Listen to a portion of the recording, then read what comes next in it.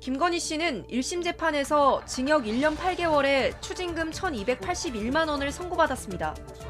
특검의 구형량이었던 징역 15년에 훨씬 못 미치는 수준이었습니다.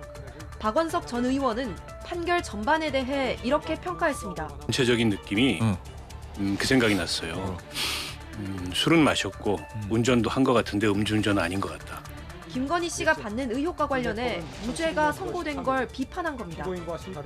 재판부는 김건희 씨에게 적용된 모두 3가지 혐의 중 2가지에 대해선 무죄를 선고했습니다. 박 전 의원은 김건희 씨의 도이치모터스 주가 조작 가담 혐의를 인정하지 않은 것은 재판부의 모순이라 지적했습니다. 그 재판장이 낭독한 내용에도 보면 주가 조작을 어쨌든 인지했다. 그리고 수용했다. 네. 그리고 그 본인이 맡긴 돈이 거기에 이용됐다라는 걸 알면에도 불구하고 공동정보가 아니다. 이거는 형용 모순이잖아요. 명태균 씨에게 무상으로 여론조사를 제공받은 혐의에 대해 무죄가 선고된 건 역시 납득하기 어렵다고 설명했습니다. 그게 무죄면은 도대체 그 내가 상현이한테 얘기해서 뭐 주라고 할게. 예. 뭐가 됩니까 그거는? 그런 식으로 그러면 공천에 개입해도 돼요? 어제 선고 직후 김건희 특검팀은 법리적 상식적으로 납득이 어렵다며 항소 의사를 밝혔습니다. 오늘은 대한민국을 뜨겁게 달구고 있는 김건희 1심 판결에 대해 심층 분석해 드리겠습니다. 서울중앙지방법원은 김건희에게 징역 1년 8월을 선고했습니다. 명품 가방과 그라프 목걸이를 받은 알선 수재 혐의는 일부 유죄로 인정했지만 국민적 의혹의 핵심이었던 도이치모터스 주가 조작과 불법 정치자금 수수 혐의에 대해서는 모두 무죄를 선고했습니다. 이 판결은 발표 직후부터 법조계와 국민 사이에서 격렬한 논란을 불러일으키고 있습니다. 핵심을 비껴간 판결, 고무줄 작대, 이해할 수 없는 판결이라는 비판이 쏟아지고 있기 때문입니다. 자, 여기서 우리 현대사를 잠깐 돌아볼까요? 1960, 70년대 박정희 대통령 시절 유경수 여사는 검소함과 절제의 상징이었습니다. 한복을 물려 입고 청와대 텃밭에서 직접 채소를 가꾸며 국민과 고통을 나누려 했던 모습은 지금도 많은 국민의 기억 속에 남아 있습니다. 그로부터 50년이 지난 2020년대 대통령 배우자가 수천만 원짜리 명품 가방과 2억 원대 다이아몬드 목걸이를 받은 혐의로 재판을 받고 심지어 주가 조작 의혹까지 받는 상황이 벌어진 것입니다. 격세지감을 넘어 시대가 얼마나 변했는지를 보여주는 충격적인 사건이 아닐 수 없습니다. 이번 판결의 핵심 쟁점을 먼저 간단히 정리해드리겠습니다. 김건희는 크게 3가지 혐의로 기소되었습니다. 첫째, 도이치모터스 주가 조작 혐의입니다. 재판부는 김건희가 미필적으로나마 자신의 자금이 시세 조종에 동원될 수 있음을 인식했을 가능성을 인정했습니다. 하지만 시세 조종 세력과의 공모를 입증할 증거가 부족하다며 무죄를 선고했습니다. 여기서 재판부는 매우 논란이 되는 판단을 내렸습니다. 포괄일죄로 기소된 범죄를 임으로 3개 기간으로 쪼개어 앞선 2 행위는 공소시효가 만료되었다고 판단한 것입니다. 이에 대해 김태훈 전 대전 고검장은 무죄를 주기 위해 작정하지 않고서는 불가능한 판단이라고 강하게 비판했습니다. 더욱 논란이 되는 것은 재판부가 공모는 인정하기 어렵지만 방조 혐의는 성립할 가능성이 있다고 언급하면서도 공방의 대상이 아니었기 때문에 더 이상 판단하지 않는다며 선을 그은 점입니다. 통상 형사재판에서는 실체적 진실을 밝히기 위해 재판부가 검사에게 공소장 변경을 권유하는 경우가 많습니다. 그런데 이번에는 그 의무를 외면했다는 비판이 제기되고 있습니다. 둘째, 불법 여론조사 수수 혐의입니다. 명태균으로부터 58회에 걸쳐 무상으로 여론조사를 받았다는 혐의인데 재판부는 이것도 무죄를 선고했습니다. 이유가 무엇이었을까요? 계약서가 없었고 여론조사가 김건희 부부에게만 전속적으로 제공된 것이 아니라는 겁니다. 하지만 이 판단은 상식과 크게 동떨어져 있다는 비판을 받고 있습니다. 불법 거래에 계약서가 있을 리 없고 오히려 명태균이가 여의도 연구원과는 계약서를 작성했다는 사실은 김건희 측과의 관계가 불법적이었음을 방증한다는 해석도 가능하기 때문입니다. 셋째, 명품 가방 및 목걸이 수수 혐의입니다. 총 3건 중 첫 번째 샤넬 가방은 구체적 청탁이 없었다며 무죄, 두 번째 샤넬 가방과 그라프 목걸이는 청탁 내용을 인식하고 알선 의사가 있었다며 유죄를 인정했습니다. 비록 일부에 그쳤지만 이는 대통령 배우자가 직무와 관련하여 금품을 수수하고 알선 행위를 했다는 점에서 사법부가 최초로 인정한 사례라는 점에서 중대한 의미를 가집니다.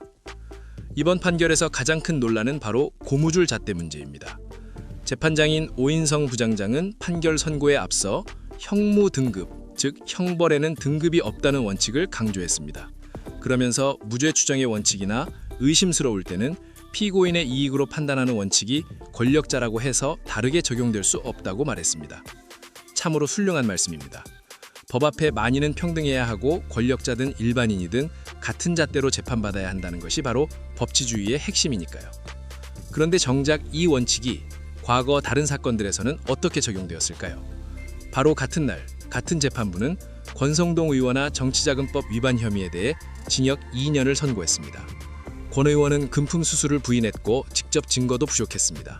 하지만 재판부는 금품 공여자의 진술 신빙성을 인정해 유죄를 선고했습니다. 또한 오 판사는 과거 민주당 돈봉투 사건 1심에서 증거가 분명하다는 비판 속에서도 유죄를 선고했습니다. 그런데 이 판결은 2심에서 대부분 무죄로 뒤집혔습니다. 반면 김건희 사건에서는 수많은 정황 증거와 진술이 있었음에도 엄격한 증명의 원칙을 내세워 핵심 혐의에 대해 무죄를 선고했습니다. 이렇게 동일한 재판장이 비식한 성격의 사건을 두고 전혀 다른 잣대를 적용한 것 아니냐는 의문이 제기되는 겁니다. 국민 대다수가 경제적 어려움을 겪는 시대에 권력자의 배우자가 명품을 받아온 행위는 국민 정서와 극심한 괴리를 보일 수밖에 없습니다.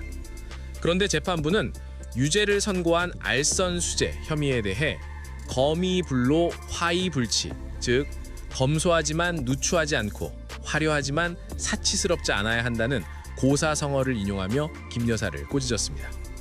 이 대목에서 많은 국민이 분노했습니다.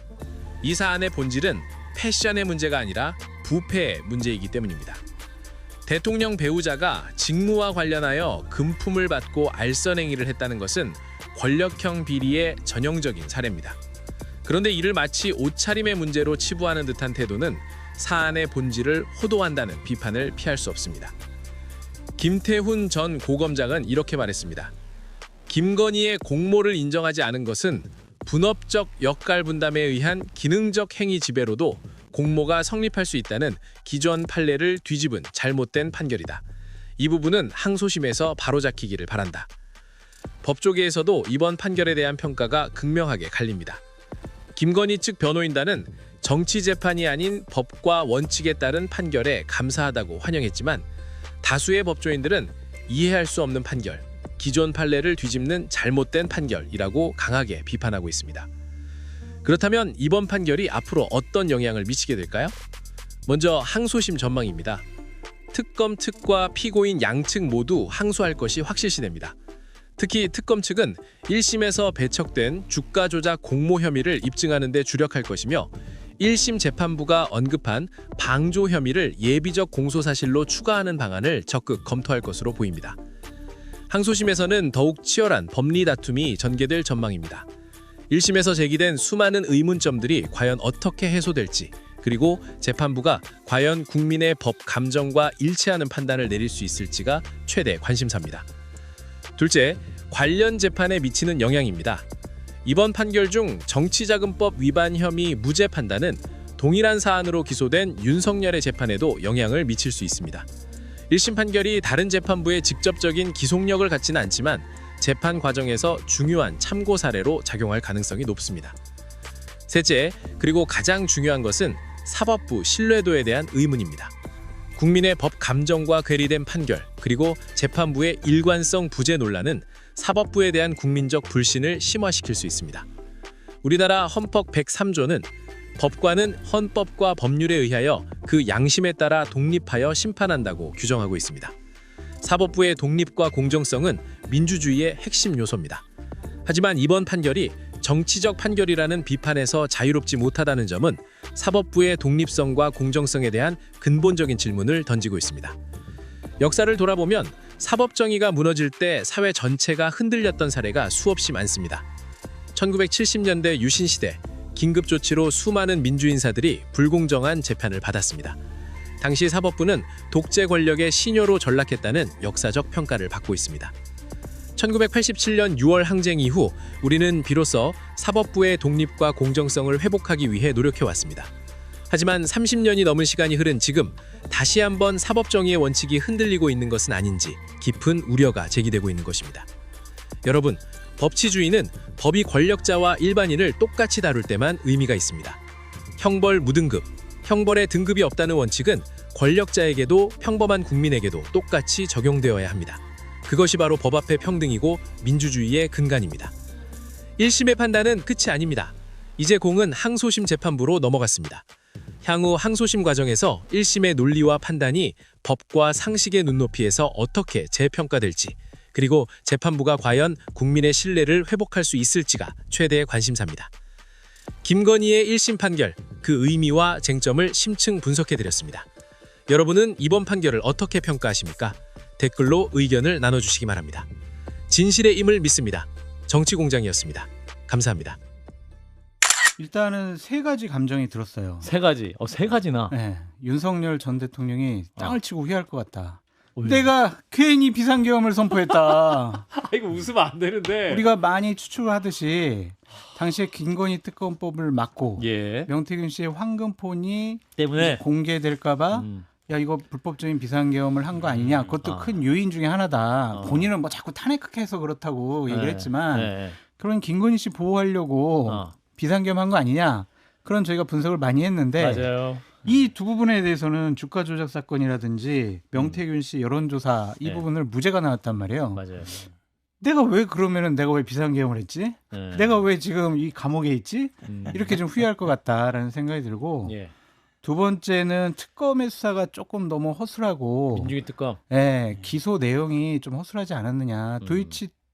도이치모터스 주가 조작 사건 같은 경우에는 예비적 공소 사실로 방조 혐의를 좀 추가했으면 그 당시에 손모 씨도 방조 혐의로 좀 처벌을 받았잖아요. 맞아요. 예. 근데 이거는 방조 혐의 안 하고 공모 혐의로만 기소했기 때문에 예. 좀 봐주는 이러한 판결이 나올 수 있지 않았을까라는 좀 생각이 들고 세 번째로는 판사가 너무 피고인의 이익을 강조하고 예. 뭐 너무 봐준 거 아니냐 좀 그런 생각이 듭니다. 여러 가지 뭐 주가 조작 사건이야 현근택 변호사님 설명을 잘 해주셨는데 예. 저는 명태균 씨 여론조사 무상수수가 무죄라고 이렇게 판결한 거는 예. 이거는 정치와 공천 시스템을 전혀 모르는 분이 여러 가지 증거 자료도 제대로 보지도 않고 판결한 것이 아니냐 그런 생각이 들고 예. 여론조사 계약서를 작성한 바가 없기 때문에 무죄다 이런 식의 얘기도 했고 예. 공관위에서 공천을 결국엔 한 거 아니냐 예. 그렇기 때문에 이거는 무죄다 이런 식으로 얘기를 해요. 그러니까 이런 거죠. 명태균 예. 씨가 참 뭐 이준석 대표나 공관위원들한테 상당히 연락을 했고 그리고 뭐 윤건희 부부한테 연락해가지고 결국에는 공관위가 그거를 종합적으로 판단해가지고 이거는 공천한 거다 김영선 씨를. 예. 그러니까 공관위에서 공천 준 거지. 예. 이거는 윤건희 부부의 압력이 아니다 이렇게 얘기를 하거든요. 예. 명태균 씨가 주위에 있는 이준석 대표든 주위에 있는 사람들에게 얘기를 했는데 안 되니까 마지막에 공천받기 전날 윤건희 부부에게 전화해가지고 네. 제발 좀 공천 줘야 된다고 해서 윤석열 전 대통령이 내가 뭐 걔네들 말이 많지만 내가 뭐 얘기했어 뭐 이렇게 해가지고 결정난 거 아니겠어요. 그러니까요. 그럼 이거는 당연히 이러한 뭐 무상 여론조사를 보고 은혜를 갚기 위해서 공천을 한 거라고 영향을 끼쳤다고 볼 수밖에 없는데 예. 이거를 어떻게 공관위에서 그런 얘기 다 듣고 자율적으로 판단했다라고 무죄를 줄 수가 있냐 이거죠. 도저히 이해가 되지 않는 판결이에요. 이거 무죄면 김경 시의원도 무죄. 왜냐하면 그것도 공관위에서 결정한 거거든요. 그렇지. 공관위에 결정한 거예요. 뭐 돈을 줬든 받든 간에 공관위에서 회의해가지고 결정한 거잖아요. 네. 그럼 이게 지금 말씀처럼 야 정치를 몰라도 진짜 너무 모른다. 사실은 약간 그 공관이라는 게 어찌 보면 약간 요식행위거든요. 예. 약간 요식행위인데 대통령이나 지금 김건희 다 녹취도 다 나오잖아요. 아니 좀 해줘 이렇게 녹취가 나왔는데 그게 예. 그럼에도 불구하고 공관위에서 독자적으로 회의해서 결정했다. 이게 제가 보기에는 야 너무 좀 모르는 거예요. 정치를 전혀 모르는 전혀 거죠. 그냥 세상과 문 닫고 사신 것 같아요.